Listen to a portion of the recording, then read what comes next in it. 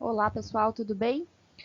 Hoje então a gente vai falar sobre uma abordagem, né, emergencial aí. Existe uma parte desse tópico que é cirúrgico, mas eu garanto para vocês que é um cirúrgico simples, né? É um cirúrgico que, na verdade, todo médico veterinário precisa saber para poder salvar vidas, né? Seja até em grandes ou em pequenos, a gente precisa saber fazer essa abordagem para que nas situações de dificuldade respiratória extrema, por determinadas patologias, e aí são diversas, a gente consiga tirar o paciente desse quadro para que ele sobreviva, né? Então, o foco vai ser para pequenos, mas eu acredito que boa parte disso também é abordado na clínica, na patologia de grandes animais.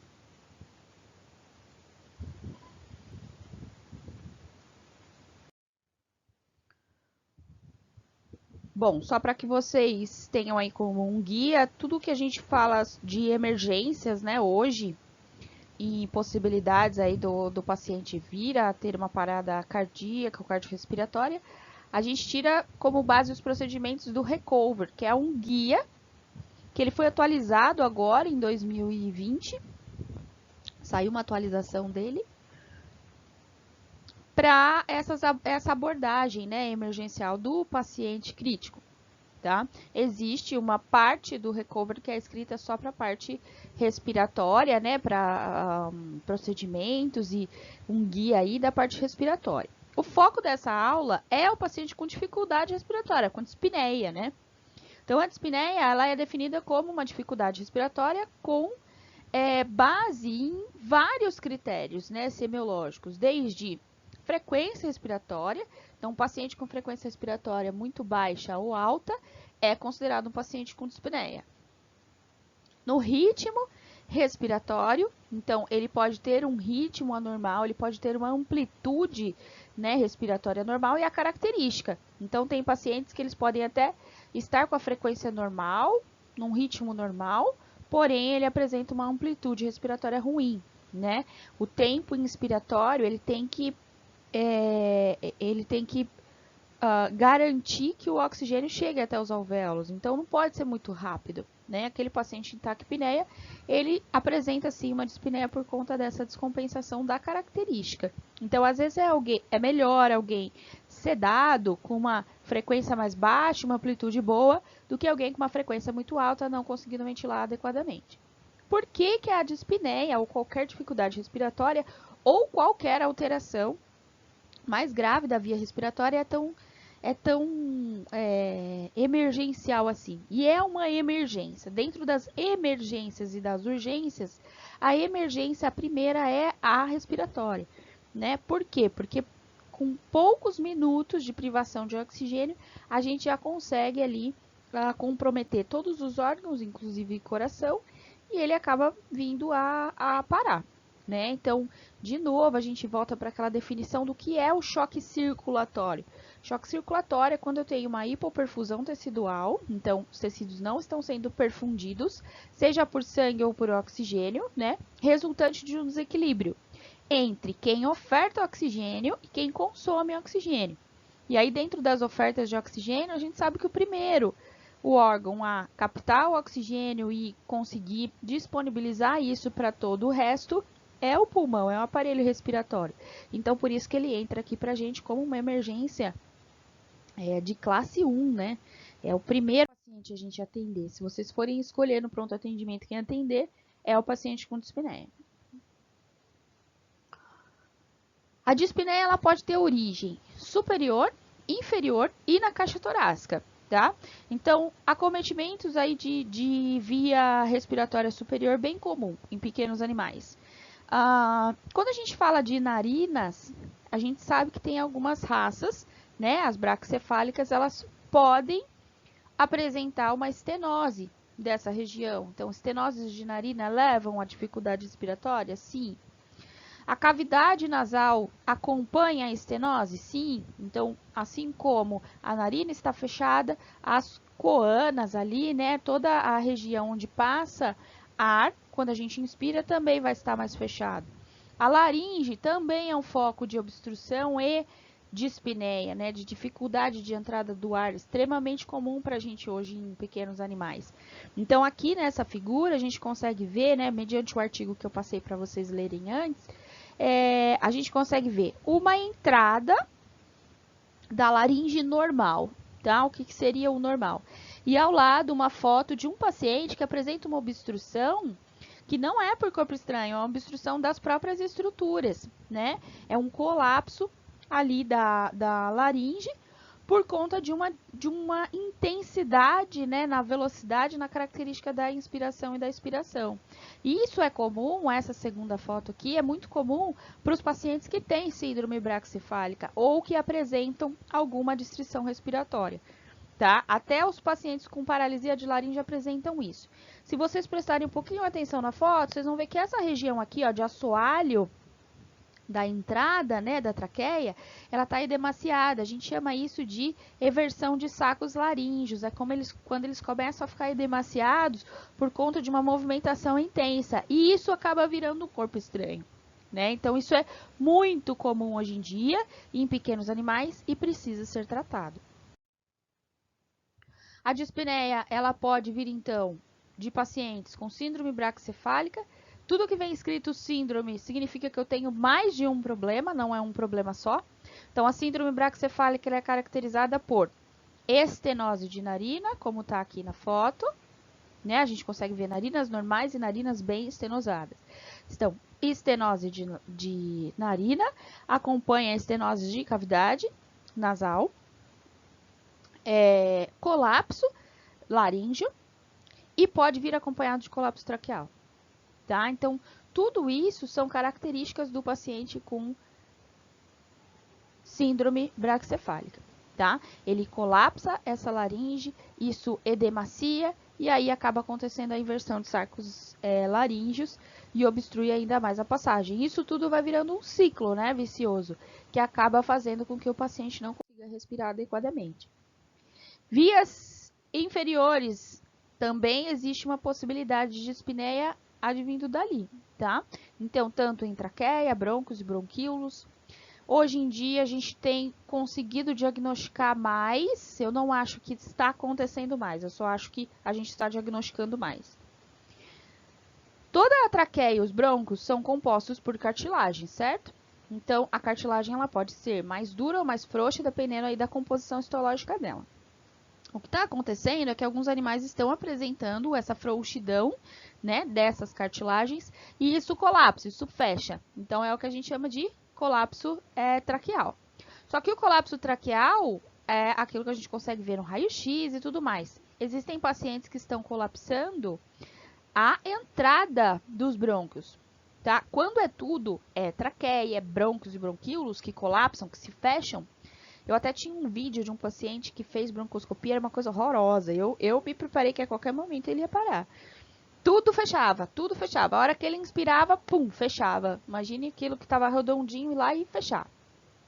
A gente chama isso de malácia, né? Que é quando essas cartilagens estão mais frouxas do que o normal. E isso tem acontecido com mais frequência porque a gente está diagnosticando. A gente hoje tem a possibilidade de chegar nessa estrutura, né? Então, a malácia pode sim comprometer a parte respiratória ali do meu paciente. E se a gente for pensar que a caixa torácica também garante, né, a mecânica respiratória, quando eu tenho alguma alteração na caixa torácica, esse paciente vai apresentar dispneia. Então, o que é mais comum para a gente? As efusões pleurais, quando eu tenho líquido, aqui como no raio-x, eu não consigo ver pulmão. Então, significa que tem líquido aqui em volta, dentro dessa cavidade torácica, não é dentro do pulmão. Existe uma abordagem muito simples, dois procedimentos muito simples para a gente diferenciar, se ainda você ficou na dúvida. Se é que o radiologista vai conseguir te falar isso com a radiografia. Nem todo paciente na emergência tem indicação de raio-x, tá, gente? Coloquem isso na cabeça de vocês. O raio-x é o último exame a ser feito. Primeiro, a gente vai fazer outras abordagens. Primeira abordagem, TFEST, que é o ultrassom. No ultrassom, meu paciente não precisa estar deitado, né? Ele pode estar em external, ele pode estar recebendo oxigênio. Se eu deitar esse paciente para fazer esse raio-x, ele para, né? Porque é muito difícil para ele respirar nesse decúbito. Então, primeiro TFAST, avaliação de se eu consigo ver líquido dentro do tórax, se isso vem do pulmão, se isso vem do tórax. Depois, a gente vai fazer um procedimento extremamente simples e ele é duplo.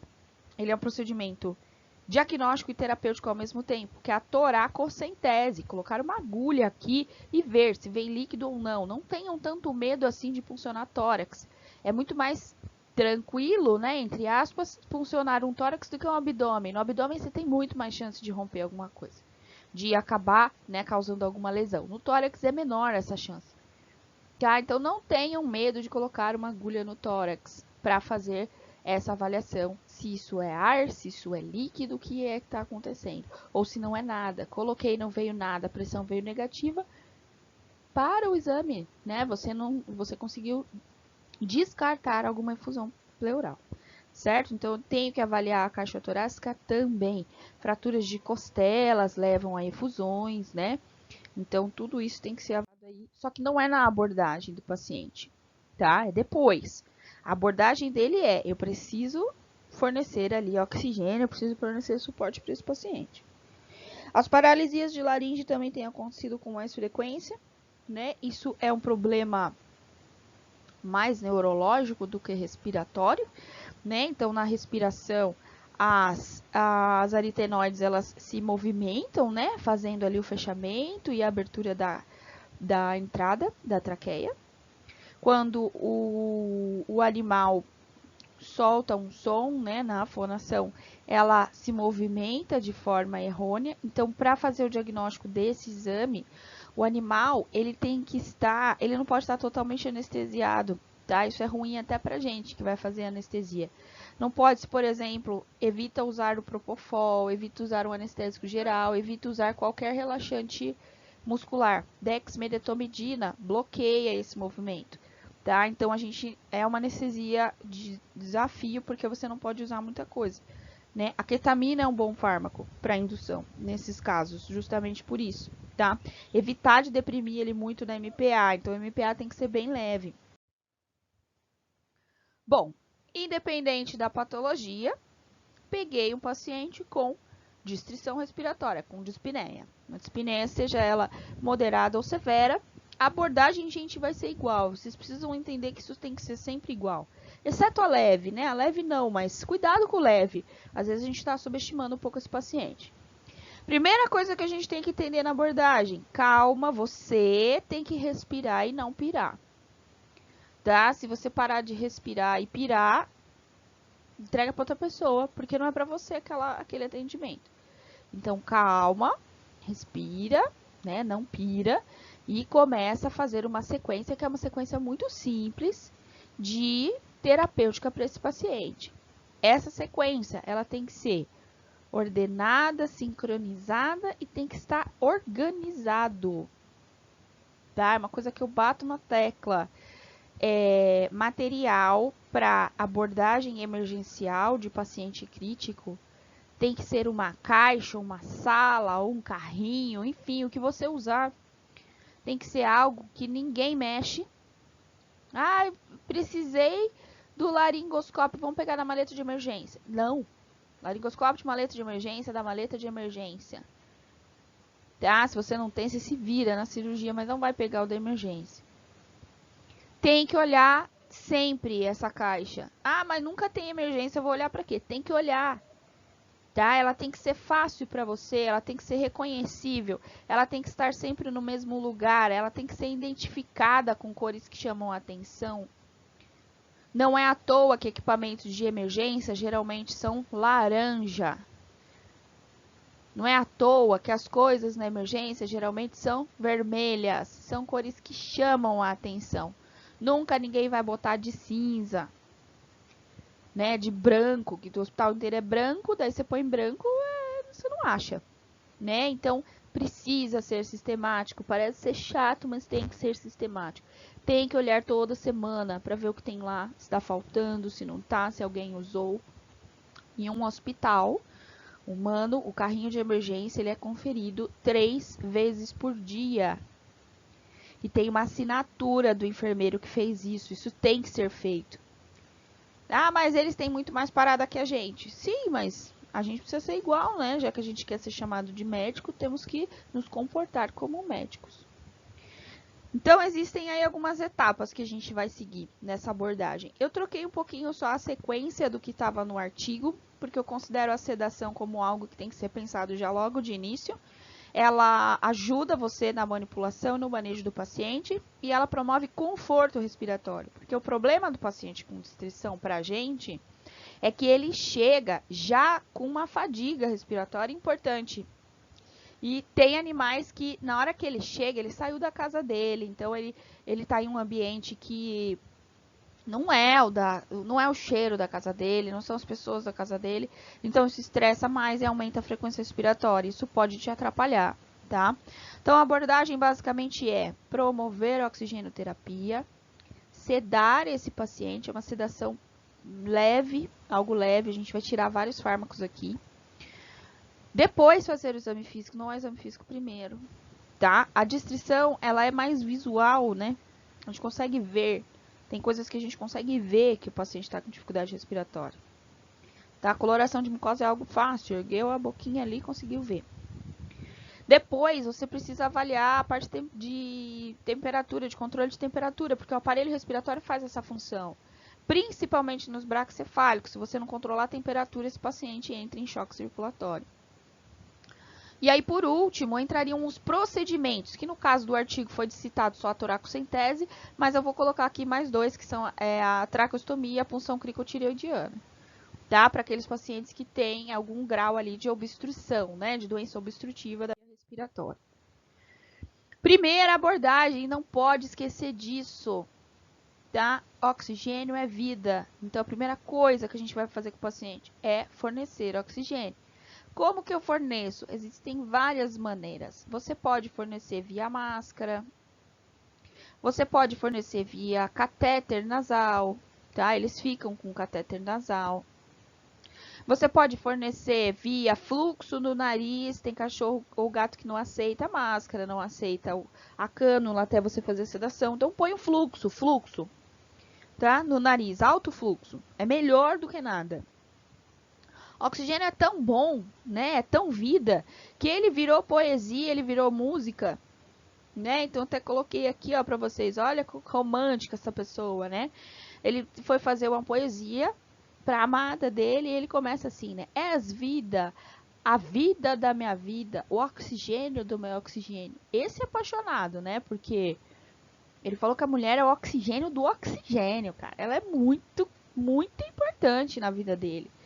Né? E existe uma música, coloquei o link aqui para vocês, de Matheus e Cauã, que fala sobre a paixão, né, ser o oxigênio dele. Então, assim, se é tão importante assim, olha só onde é colocado, em algo que é o extremo, né, da paixão, né? Então, isso tem que ser lembrado. Uma brincadeirinha só mesmo para vocês lembrarem, fixarem, né? É oxigênio é vida, nunca é demais, né? Nesse caso, nunca é demais. Na UTI, ok, mas aqui nunca é demais. Gosto bastante dessa tabela porque ela me dá técnicas de administração do oxigênio, qual é o fluxo que eu tenho que trabalhar e qual é a porcentagem de FiO2 que eu estou oferecendo para o meu paciente.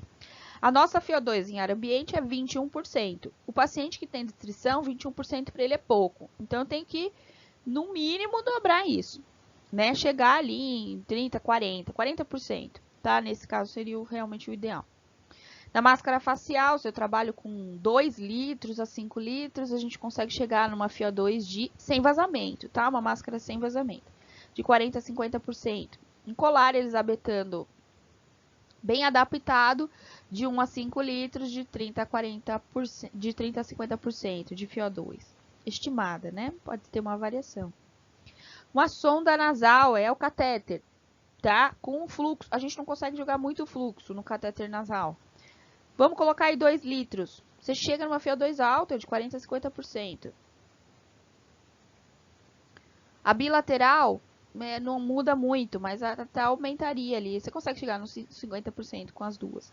Uma gaiola de oxigênio bem vedada, né? Aí depende, o fluxo vai depender do tamanho da gaiola, da quantidade de saídas, então por isso que ela coloca na tabela o necessário para manter uma FiO2 de 40% a 60%. né? Então, se eu coloco baixo fluxo, eu vou manter 21. Cadê meu negócio? Eu vou manter 21, mas se eu coloco alto fluxo, eu consigo chegar em 60. Na ventilação mecânica, isso é bem variável, não é o nosso caso aqui, a abordagem não é para ventilação mecânica, então a gente mantém aí de 1 litro a 2 de fluxo na ventilação, às vezes até sobe disso, eu consigo variar de 21 a 100%. Né? Mas a abordagem emergencial não é colocar o paciente na ventilação mecânica, é você fazer de outras formas. E o fluxo, né? Fluxo direto aqui no focinho, ó. Follow by é o fluxo direto no focinho, é um alto fluxo no focinho, de 2 a 5 litros, eu já consigo chegar em quase 40%.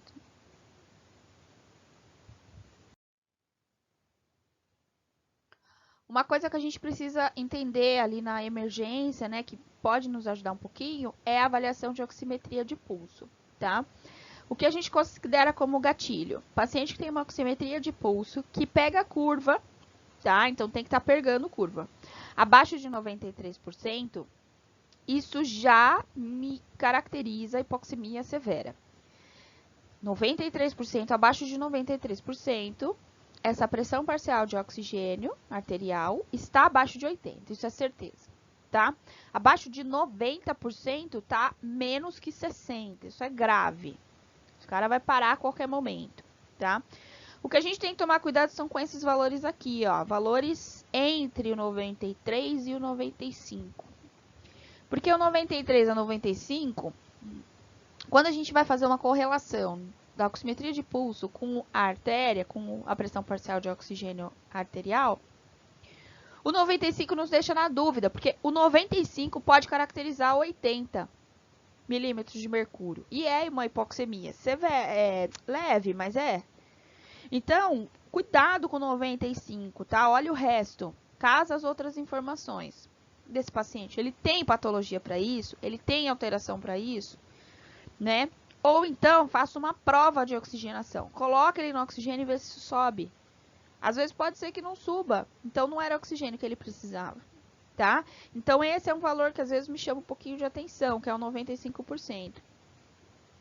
Então, cuidado, porque ele pode te caracterizar aí que esse paciente já ele tá caminhando para hipoxemia, mas a gente ainda não conseguiu pegar. O exame fidedigno para você saber disso é a hemogasometria arterial, né? Então, é coletar o sangue arterial e saber qual é o real, qual é a pressão arterial de oxigênio, né? Saber exatamente, é abaixo de 80, então isso já caracteriza hipoxemia, tá? O normal é que fique ali acima de 90, né? 100. Que é o que a gente consegue saturar a 21%. Se a obstrução, estou oferecendo oxigênio para o paciente, mas eu consegui nesse período perceber que a obstrução é superior, seja em narinas, em entrada de laringe, na própria traqueia, traqueia não, né? Aí realmente a abordagem seria a tráquea. Mas digamos que seja superior. Nesse caso, o paciente já tem indicação de intubação orotraqueal, e aí eu necessito de uma indução anestésica, punção cricotireoidiana, uma sedação mais severa, mais pesada, você consegue, ou a traqueostomia, que aí eu preciso também de indução anestésica, tá? Por que eu coloquei nessa ordem? Porque essa é a ordem que vocês vão estabelecer para abordar. Primeiro, sempre intubação orotraqueal. É um corpo estranho, não consigo acessar via laringe. Está obstruída 100% a laringe. Então, passo para outra. Punção cricotireoidiana. Manobra muito simples. Ela não é nem cirúrgica, quase.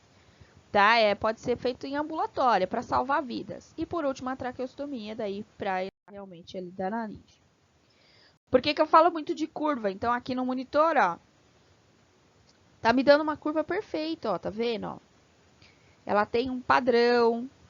Ela não está apresentando tanto aqui, mas existe um degrauzinho aqui no meio do caminho, que é o nó dicróico, tá? Nem todo paciente apresenta.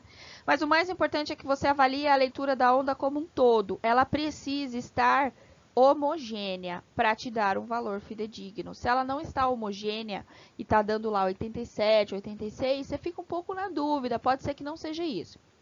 O paciente demora para fazer leitura de oximetria de pulso e ele está me apresentando uma dispneia clínica, eu entro com oxigênio independente da curva, tá? Porque esse aparelho pode errar, né? Ele pode estar lendo errado. Então, cuidado em fazer esses julgamentos, né? De achar, o aparelho não está funcionando, não vou pôr oxigênio não, acho que não está pegando. Não, coloca. Às vezes você coloca a oxigenação e aí o paciente melhora.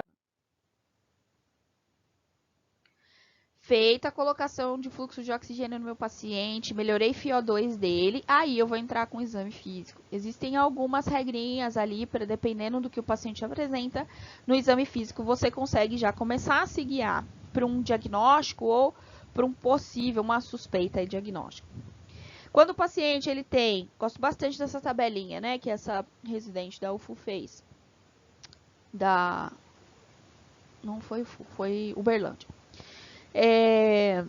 Ela caracterizou o que o paciente poderia ter, qual é a principal afecção que acomete esse segmento e qual é o padrão respiratório que a gente vai observar. Então, paciente que tem obstrução de via aérea superior, anterior é superior, tá? A síndrome braquicefálica, a paralisia de laringe ou até algum corpo estranho. Ele vai apresentar uma dispneia inspiratória, ele não consegue colocar para dentro. O som respiratório, ele é audível, porém ele vai estar diferente, né? A gente vai conseguir escutar estertores e estridores. Muito audíveis, muito audíveis. Obstruções de vias aéreas que são inferiores. A asma, aí a gente está falando de um bloqueio de brônquios, bronquíolos, né? Segmentos mais abaixo. Esse paciente vai apresentar uma dispneia expiratória, então ele tem dificuldade para colocar para fora. Ele põe para dentro, mas ele tem dificuldade para colocar para fora. Um sibilo na ausculta torácica, então faz ridículo a pessoa imitando, né? Mas tudo bem, não põe no YouTube nem no meme, hein? Não pode virar meme. A gente reprova se a gente vira meme, tá? Doença de parênquima pulmonar, o problema é o pulmão, pneumonia, doença pulmonar intersticial, edema pulmonar, contusões pulmonares, né? Paciente que foi atropelado, o que é que eu tenho que prestar atenção? Ele pode apresentar quase tudo da semiologia aqui, tá? Pode confundir um pouco a gente. Ele pode fazer uma taquimineia transitória, compensatória, desculpa, mas isso também pode ser de dor. Ele pode ter um padrão mais superficial, né, da respiração, dependendo até do grau de contusão. Ele não vai apresentar... Muita gente acha que o animal tem contusão, vai apresentar dispneia inspiratória. Não, ele consegue pôr para dentro. E pode ter um comprometimento tanto ins quanto esse. Então, ele é bem inespecífico nesse caso, tá? As doenças de padrões pulmonares mesmo. O edema, sim, vai ter uma característica aí de um ruído, né, respiratório específico. É igual vocês pegarem o cabelo e esfregar o cabelo um no outro do lado do ouvido. É mais ou menos esse o som que você ausculta. Uma crepitação, né? Uma crepitação mais fina. Então, vai fazer... Maravilhosa também a imitação aqui. Tromboembolismo pulmonar não tem nenhum padrão respiratório específico. Ele pode fazer taquipneia e depois parar. Tá? Então, não tem.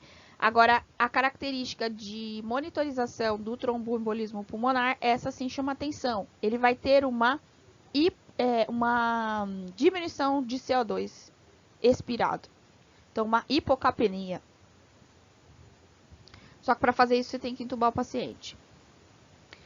Doenças que envolvam o espaço pleural, então pneumotórax, efusão pleural, quilotórax, qualquer líquido ali dentro do tórax. Ele vai apresentar uma dispneia inspiratória, pode apresentar também uma dispneia expiratória, então ela confunde um pouco a gente. A respiração ela vai ser mais superficial, com baixa amplitude. E ele vai fazer uma respiração que a gente chama de respiração paradoxal, que é uma movimentação abdominal.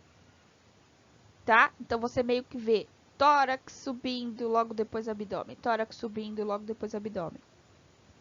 Os ruídos, né, pulmonares, os sons pulmonares vão estar diminuídos, abafados. A gente não vai conseguir ouvir mais aquele...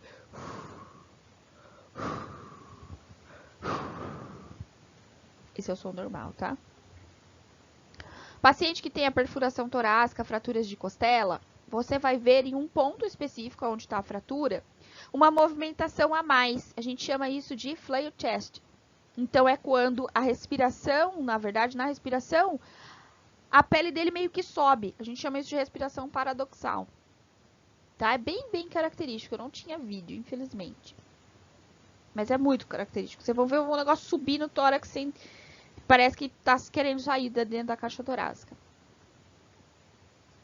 E quando o paciente tem alguma alteração abdominal que compromete a movimentação diafragmática, você vai notar que ele vai ter uma dificuldade mais inspiratória e não expiratória. Peguei então meu paciente, ele está com desconforto, está com dispneia. O que eu faço para acalmar? O que eu faço para aliviar? Sedação e ou tranquilização, tá?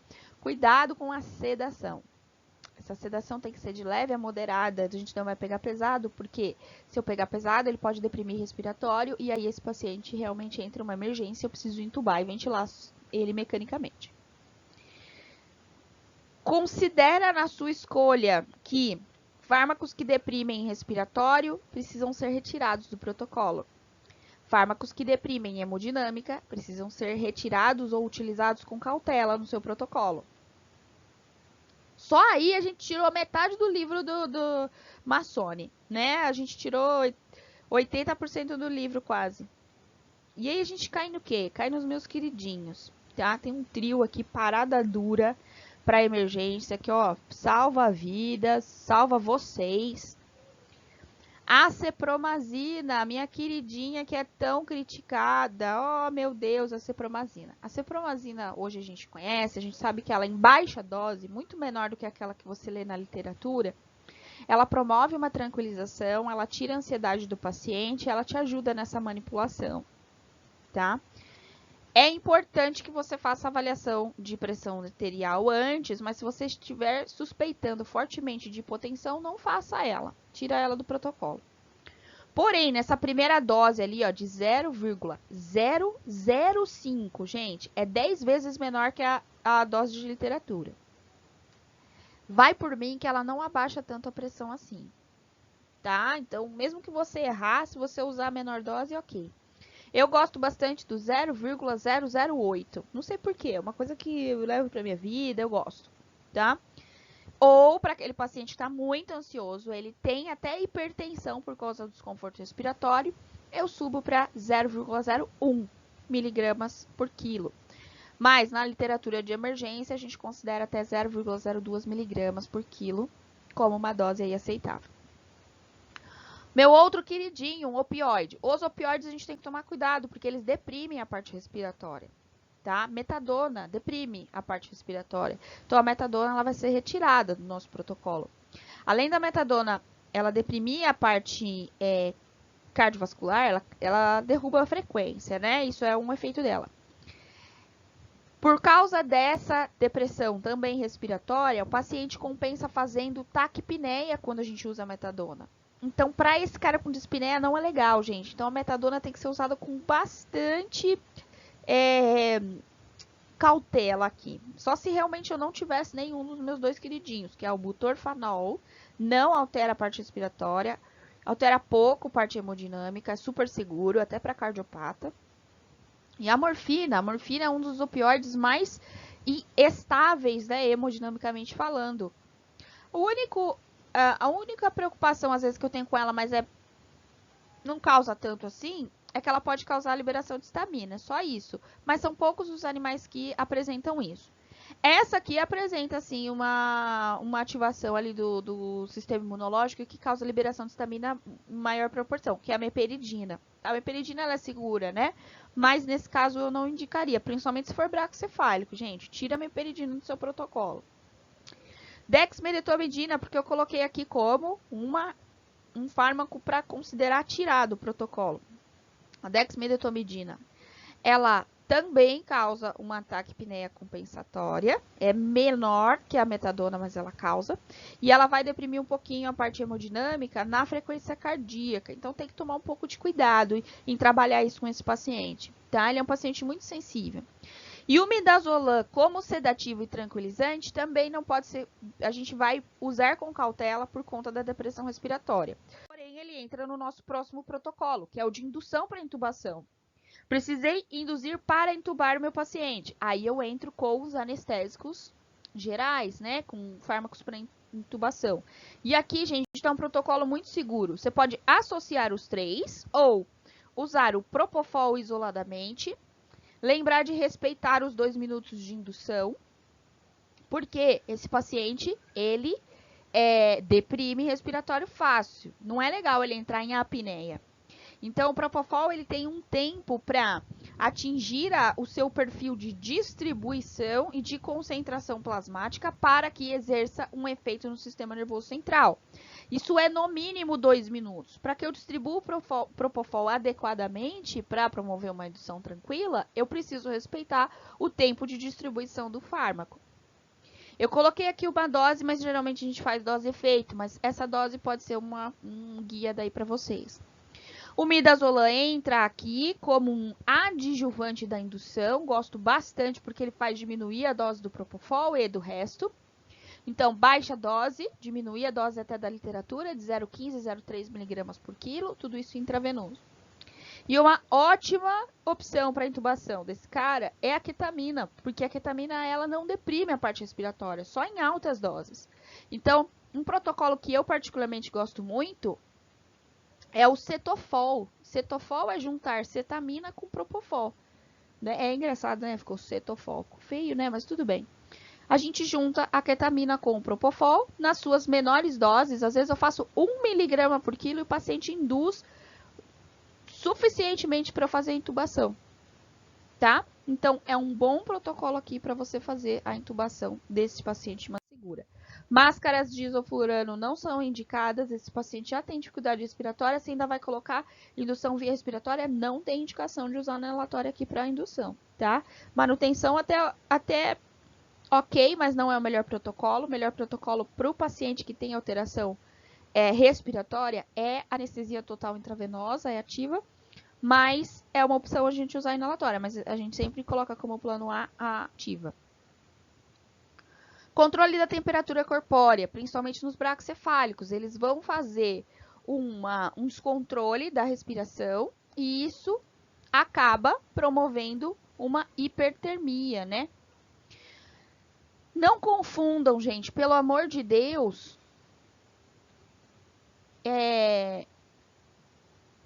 a hipertermia maligna, eu vejo muita gente postar isso. Ai, peguei um caso de hipertermia maligna. Hipertermia maligna é quando, por uma alteração genética, houve um gatilho farmacológico, que é anestésico, para que as células produzam muito calor. Então, isso é interno, é de dentro, é do interior de dentro do paciente, tá? É dele, é celular esse problema. Isso vem de genética. Então, na anestesia, a gente pode se deparar com pacientes que fazem hipertermia maligna, mas isso é genético. Quando a temperatura sobe por inabilidade de troca para controle e por ambiente quente, parte externa, ele está andando no sol, no taquaral ao meio-dia, e aí chega esse cão para você com uma temperatura de 42, 41,5, isso é intermação. Esse é o nome, tá? Quando a temperatura subiu por causa da temperatura do ambiente, isso é intermação. No caso do nosso paciente aqui com restrição respiratória, como ele tem inabilidade de fazer troca, ele tem hipertermia. Não é maligna, é hipertermia. Esse é o termo correto. Como é que a gente faz o controle dessa temperatura? Cobrir pacientes com toalhas umedecidas, manter o ambiente mais gelado. Você pode jogar álcool em regiões que são termorregulatórias, axilas, região inguinal e coxins, tá? Plantares e palmares. Então, é uma opção. Não vai molhar o paciente de álcool, tá, gente? É só um pouquinho mesmo. Você pode até colocar uma gazezinha com álcool, enfim, para ficar mais tempo ali. Fluidoterapia, posso resfriar? Não. Você pode dar na temperatura ambiente, naquela que estava lá dentro do armário. A gente aquece para aquecer, mas a gente não resfria para resfriar o paciente, tá? Não posso dar fluido gelado para ele, intravenosamente não. A temperatura a gente não pode cair muito rápido, tá? A gente estima aí de 1 a no máximo 1,5 grau por hora. Então não pode ser muito rápido essa manobra. Não pode despencar. Chegou em 39,3, você interrompe algumas manobras, só deixa ele descoberto e tudo mais, tá? Para não dar uma hipotermia na sequência. Precisei fazer intubação orotraqueal, deixei um vídeo aqui, tá? Explicativo, eu não vou abrir na aula, mas eu deixei um vídeo aqui para vocês acessarem de como que faz a intubação. Intubação, basicamente, eu tenho que visualizar a epiglote e as aritenoides. Neste triângulo é onde eu entro com a minha sonda, tá? Faço uma análise do tamanho da sonda mediante a entrada da narina. Cuidado com braquicefálicos, que eles vão te enganar. Eu geralmente gosto de medir pelo espaço intercostal. O tamanho do espaço intercostal geralmente dá o diâmetro ali da sonda que a gente vai utilizar, tá? Então aqui eu deixei como um vídeo mais explicativo de como faz a sondagem. Não, esse paciente tem uma obstrução de via aérea, fui lá, avaliei com laringoscópio e eu não consigo fazer intubação orotraqueal. Qual é uma manobra? Punção cricotireoidiana, minha queridinha também. Por quê? É uma manobra simples, também deixei um vídeo explicativo para vocês de como que faz isso. É uma manobra simples, é uma manobra que não sangra e é uma manobra rápida, né? Muito rápida, se você for comparar com a traqueostomia. Basicamente, nessa punção, a gente vai fazer o quê? A gente vai identificar o ligamento cricotireoidiano. Ligamento cricotireoidiano, o próprio nome está falando. Ele é um ligamento que une duas cartilagens da laringe. A tireoide, o escudo, e a cricoide. A cricoide é um anel que nos engana. Um anel que antecede a traqueia. Ele, dependendo do paciente, a gente palpa e acha que está palpando a traqueia já, mas não é. Então, ele é bem fácil de identificar. Geralmente, eu passo o dedo de caudocranialmente, então vou lá de baixo, começo a passar o meu dedo, quando vê, eu acho a minha cricoide. A minha do paciente. Achei a cricoide, um pouquinho mais à frente, eu vou ver uma depressão e logo depois a tireoide. Nessa depressão é o ligamento, tá? Então, a gente faz a punção deste ligamento. Quais as estruturas que eu vou passar? Posso fazer essa punção com catéter? Pode. Maior catéter possível que você tiver. Aquele de cavalo mesmo, laranjão. Tá? O 14G, 16G. Não gosto muito de usar o catéter. Eu vou direto para o bisturi. Então, é incisão pequena de pele do tamanho do dedinho de vocês. Uma incisão. Incisão profunda. Não tem problema. Não tem perigo de você pegar nada. Não tem artéria, não tem nada aqui. E logo depois a gente faz uma perfuração com o bisturi nesse ligamento. Vou deixar também um vídeo para vocês assistirem, tá? De como é que é feito lá no cadáver, aquele que eu mostrei para vocês antes. Feito a abertura do ligamento, eu estou dentro da traqueia e eu consigo colocar uma sonda por aqui. Uma outra opção é a traqueostomia, né? A abertura da traqueia. Então, é um pouco mais abaixo, daí são estruturas que eu preciso acessar. Existe um grupo muscular acima da traqueia. Então, o que a gente vai fazer? A gente vai fazer uma incisão na pele, uma divulsão do subcutâneo é pouco, não tem muito subcutâneo. Divulsão dos grupos musculares e visualização da traqueia. Visualizei a traqueia, faço uma incisão, 40% da circunferência da traqueia e entro ali com a sonda. Aqui, no caso, está sendo demonstrado a traqueostomia permanente, tá? Na traqueostomia permanente, a gente retira 3 anéis traqueais e faz a sutura da borda aqui do anel que a gente cortou, que a gente incisou, com a pele, tá? Então, fica assim, ó, fica desse jeito, ó.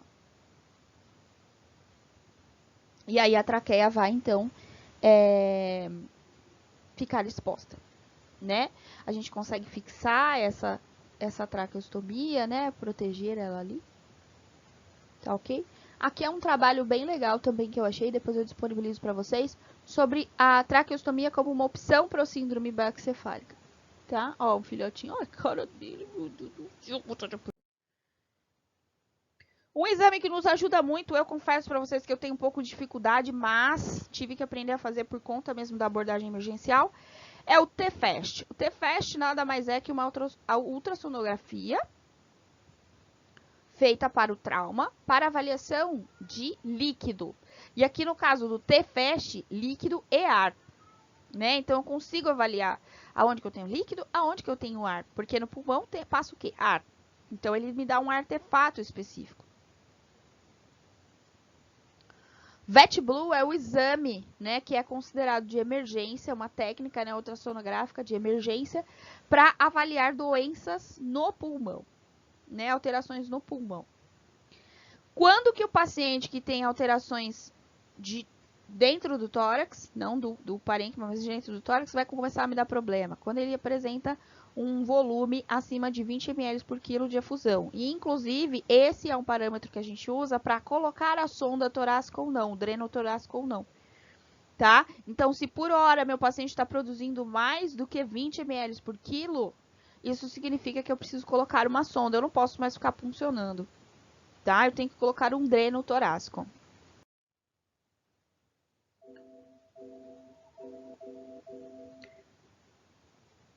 Eu não acredito, eu não consigo ver.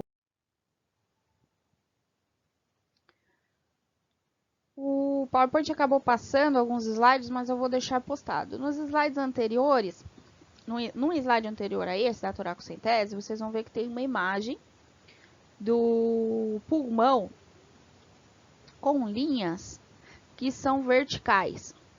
Quando a gente vai fazer ultrassom do pulmão, as linhas elas precisam aparecer horizontalmente, que é o que a gente chama de linha A.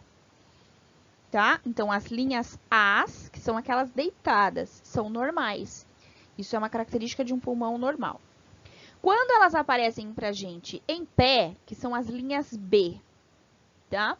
Linhas B caracterizam edema pulmonar. Isso está dentro lá do alvéolo, dentro do pulmão, tá? É algo que pode te guiar a fazer a toracocentese ou não quando o paciente tem dispneia e você está na dúvida se isso é efusão, se isso é um edema, por exemplo, edema pulmonar. Então, é uma característica que a gente pode fazer no TFEST.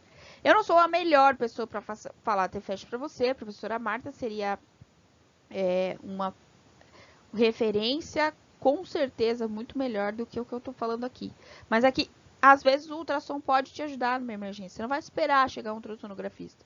É um exame de 2 minutos. Bati ali o ultrassom, eu consigo avaliar isso, tá? É um mundo, né? Um mundo cinza para mim. Eu apanho nos 50 tons de cinza, né? Então, realmente é algo que, para mim, eu ainda tenho um pouco de dificuldade. Mas essa característica das linhas serem horizontais ou verticais é algo muito fácil da gente identificar e que te ajuda muito. Diagnostiquei que meu paciente tem efusão, né? Consegui fazer, ou eu quero saber se tem ou não. Coloco meu paciente decúbito lateral ou external. Localizo o sétimo ou nono espaço intercostal. Como que eu localizo isso rápido?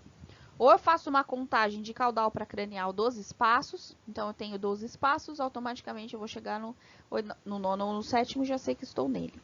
Ou vocês vão pegar o ápice do tórax, o ponto mais alto do tórax é entre sétimo e nono. Sempre a punção tem que ser acima da junção costocondral, porque abaixo eu tenho muito próximo o coração. Então, a chance de você puncionar um coração ou lacerar um coração é maior. Então, sobe um pouco a sua punção. Faço a tricotomia antisepsia desse local. Palpo o espaço para que eu não entre na costela e aí não vou conseguir adentrar a agulha. E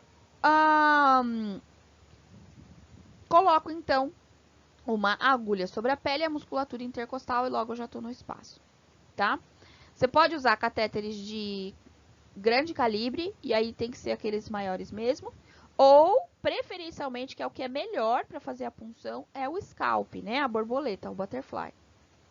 Acoplo ao scalp uma torneira de 3 vias e um equipo e vou fazendo, então, a minha drenagem. Posso fazer com auxílio de uma seringa ou não, depende da quantidade, depende ali do volume que vai funcionar.